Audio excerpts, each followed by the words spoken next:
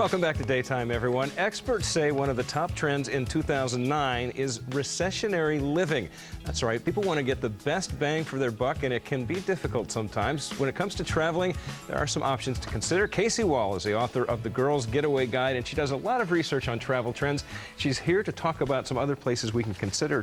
Casey, you're becoming quite a regular here on the show. Yes. We appreciate you coming back. Thanks for having me again. Now, when people think about traveling and they think about traveling inexpensively, the last thing you would really consider would be traveling abroad, but there are some great deals out there. There are some great deals. And you know, last year everyone was saying 2008, the year of the staycation. We're all going to stay home and vacation.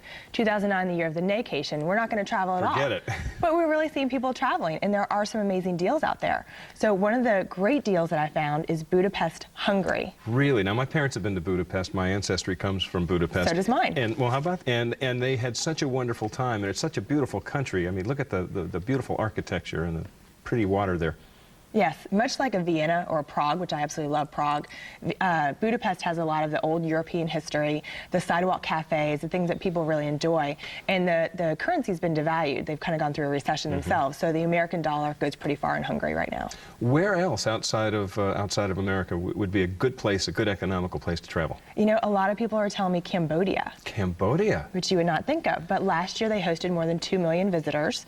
And it's not just for backpackers anymore. It's actually got a lot of really interesting things for people. There's Hindu temples, Buddhist temples for people to see, and I heard you can also rent a bike there for $2 a day. So it makes it very affordable as well. Are they fairly American friendly in Cambodia? They are from what I've heard. I mean, it's still, you know, kind of an up-and-coming country, but the fact that 2 million people were there last year is very positive. Now, here's a place that I find interesting that I would love to go to. Actually, the happiest population in the entire world is the population of Iceland. That's right. I first heard about Iceland. I was sitting next to a guy on an airplane, and he said he had just been there for a bachelor party. And I said, gosh, that's a really unique place for a bachelor party. Let me look into this. But yes, the same thing. Iceland has seen a devalue in their currency, so it's a very good economic deal for Americans. You can visit their geothermal hot springs. They have a lot of really, really neat natural sights to see. So a lot of people are saying, yeah, go to Iceland. Now's the time. And nice to know that they have such a happy population. Why do you suppose they're so happy? Because I know their gross national income, their median household income is not that significant for whatever reason, and they have a lot of folks there. Well, what is it about the country that just makes it so laid back? I don't know, but they said even the people that have gone there just say they're very, very friendly to tourists. They welcome the tourists, and it is, like you said, a very happy place to be. So I don't know. We're going to have to go check it out, Dave. All right, that's a good idea. Lots of discounts. And Lindsay McDonald, of course, earlier this year, or late last year, actually went to Iceland. She had great things to say about it. Ossis, now that's a place you hear in the news a lot, real estate-wise. It seems to be one place that's kind of holding its own. They have a lot of jobs, and there's a lot to see and do there as well. There is. I was just there in January, and it's a great city. A lot of people don't think of Austin, Texas right away, maybe Dallas or Houston, some of those more populated, more urban cities.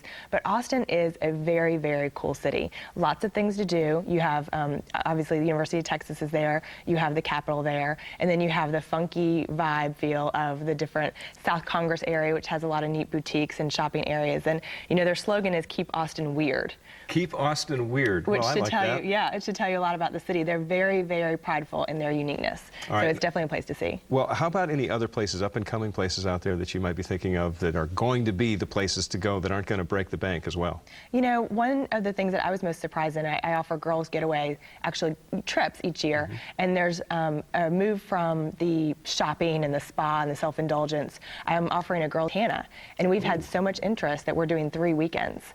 So, you know, kind of going back to that, you know, quality of life and, you know, taking some time for yourself is becoming really popular with trips these days. My wife has a brother who owns a ranch in Montana, and it's a vacation destination. I'll get you the locale. Thank you. All right, Casey Wohl from the Girls Getaway Guide. Thank you very much once again for joining us on Daytime. For more information, you can go to our website, daytimeonline.tv.